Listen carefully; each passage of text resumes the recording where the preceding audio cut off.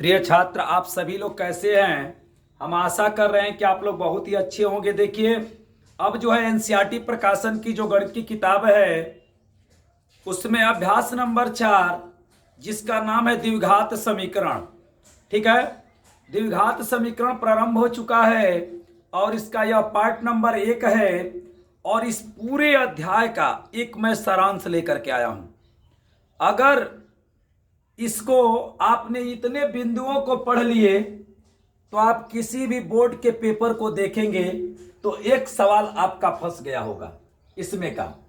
जैसे बात को समझिए, एक द्विघात समीकरण दे करके आपसे क्या क्या पूछा जा सकता है, मैं यही चीज आपको बताने वाला हूं इस पार्ट में, ठीक है। तो सबसे पहले मैं आपको द्विघात का व्यापक लिखने सिखा दे रहा हूं, ठीक है। देखिए, द्विघात का या रैखिक का किसी का भी अगर आपको लिखना हो तो आप कैसे लिखेंगे। देखिए, मैं सबसे पहले रैखिक का बताता हूं, लेकिन पीछे इसका एक पार्ट मैंने बनाया है तो यहां बता रहा हूं। देखिए, रैखिक का लिखना हो, रैखिक मतलब चर पर एक घात, तो देखिए x लिख दीजिए, एक x लिख दीजिए और उस पर घात मत लगाइए और उसके आगे a लिख दीजिए और प्लस में b जोड़ दीजिए, आप बराबर 0।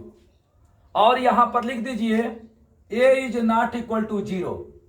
इसमें जानते हैं यह x क्या है, तो x चर है और बताइए a और b क्या है, तो वास्तविक संख्या है, वास्तविक संख्या है, ठीक है।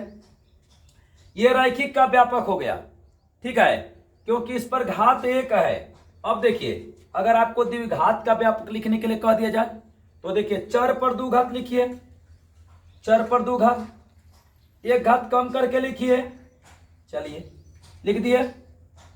और यहां पर a लगाइए, यहां पर b लिखिए, यहां पर c और इसमें जोड़ दीजिए। बताइए, ये द्विघात का क्या हो गया, व्यापक हो गया। बताइए, इसमें आप लिखेंगे कि a is not equal to 0।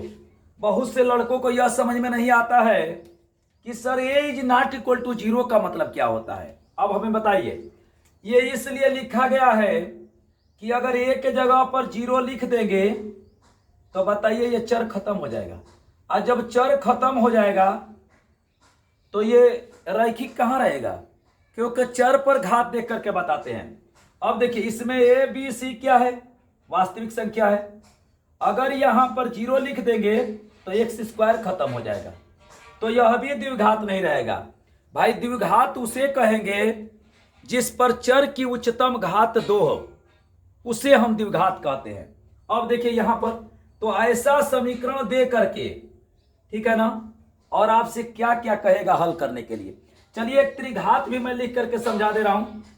देखिए, जितने घात का आपको व्यापक रूप लिखने के लिए कहा जाए, चर पर उतना घात लिखकर प्रारंभ करते हैं। जैसे देखिए, उच्चतम घात उतना लाना चाहिए। देखिए, त्रिघात x पर 3, एक कम करिए x पर 2, एक कम करते रहिए। 4 घात का लिखना होता तो x पर 4 लिखते, एक कम करके 3 लिखते, एक कम करके 2 लिखते, एक कम करके 1 लिखते। और जितने घात का कहेगा उसमें एक पद अधिक रहेगा। जैसे देखिए, रैखिक है तो 1 घात है तो 2 पद है। देखिए, द्विघात है तो 2 घात है तो इसमें देखिए 3 पद है। अब देखिए, त्रिघात लिखवा रहे हैं, व्यापक रूप, x पर 3, x पर 2, x हो गया।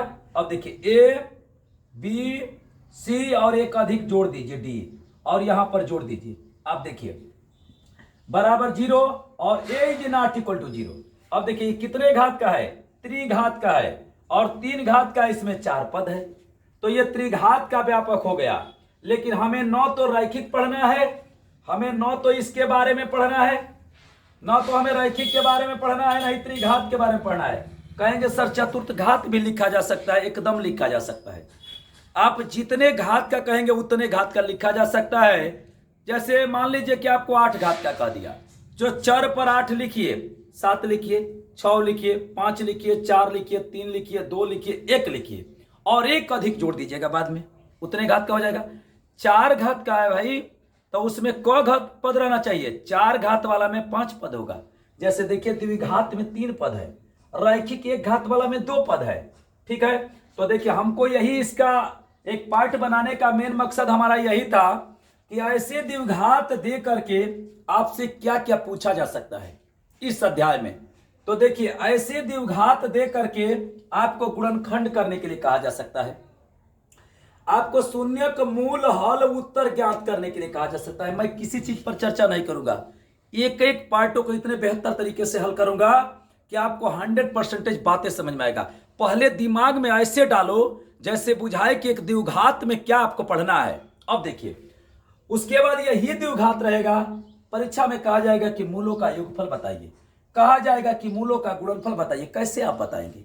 यही द्विघात रहेगा, कहा जाएगा विविधकर निकालिए, विविधकर निकालिए जिसको हम डी से दर्शाते हैं, जिसका सूत्र होता है डी बराबर बी स्क्वायर माइनस 4ac। तो कहेंगे सर इसको क्यों नहीं बताए? होता है माइनस एक्स का गुणांक बटा में एक्स स्क्वायर का गुणांक, होता है माइनस बी बटा में ए, यहां पर होता है क्या अचर पद बटा में एक्स स्क्वायर का गुणांक, या कह सकते हैं सी बटा में ए। तो मैं इसका भी ड्राइवेशन करूंगा आपको, आप घबराएंगे नहीं। अब देखिए इसे यही द्विघात दे करके आपसे लक्षण और प्रकृति पूछा जा सकता है, दोनों का मतलब एक ही है, लक्षण पूछेगा प्रकृति पूछेगा।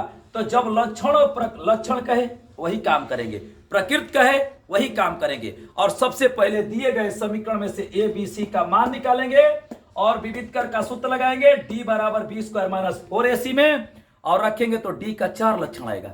डी बराबर 0 आ सकता है, डी बराबर धन में आएगा लेकिन पूर्ण वर्ग नहीं होगा, डी बराबर धन में आएगा तो पूर्ण वर्ग होगा, डी बराबर ऋण में आ सकता है। तो मैं एक एक चीज को बताऊंगा। इसमें देखिए अभी आपसे यह द्विघात दे करके कह देगा कि श्रीधराचार्य के सूत्र से हल करिए, उस सूत्र से कहता है। तो सूत्र होता है जिस चर में दिया रहता है उसके बराबर, अगर एक्स में दिया तो एक्स बराबर माइनस बी प्लस माइनस करनी में बी स्क्वायर माइनस 4ac बटा में 2a। ठीक है, बात समझ रहे हैं? अभी आपसे कह देगा कि आप इसमें पूर्ण वर्ग बना करके इसका गुणनखंड करिए। एक चीज और मैं बता दे रहा हूं, दुनिया का कोई द्विघात, दुनिया का कोई भी द्विघात गुणनखंड से नहीं टूट सकता है, लेकिन दुनिया का कोई द्विघात श्रीधराचार्य के सूत्र से टूट सकता है, समझिएगा। देखिए इतने मजेदार तरीके से मैं बताऊंगा कि आप कहेंगे सर ने क्या बताया है।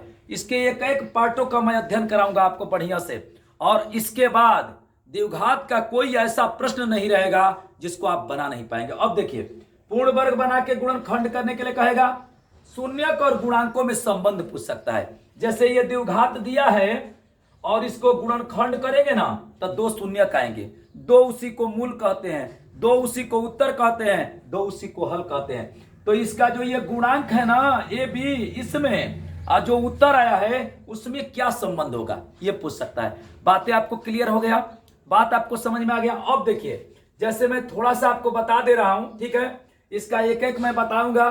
तो गुणनखंड कहेगा, शून्य का मूल हल उत्तर पूछेगा, मूलों का योगफल पूछेगा, मूलों का गुणनफल पूछेगा, विविधकर, ठीक है, लक्षण प्रकृति पूछेगा, सूत्र या श्रीधराचार्य से हल करने के लिए कहेगा, पूर्ण वर्ग बना के गुणनखंड करने के लिए कहेगा, शून्यक और गुणांकों में संबंध कहेगा। इतने बिंदुओं पर अगर आपका द्विघात में पकड़ हो गया तो 100% आपका द्विघात क्लियर हो गया। ठीक है, और प्रत्येक बातों को मैं एक एक चीजों को चरणवाद करके आपको सिखाने का पूरा प्रयास करूंगा।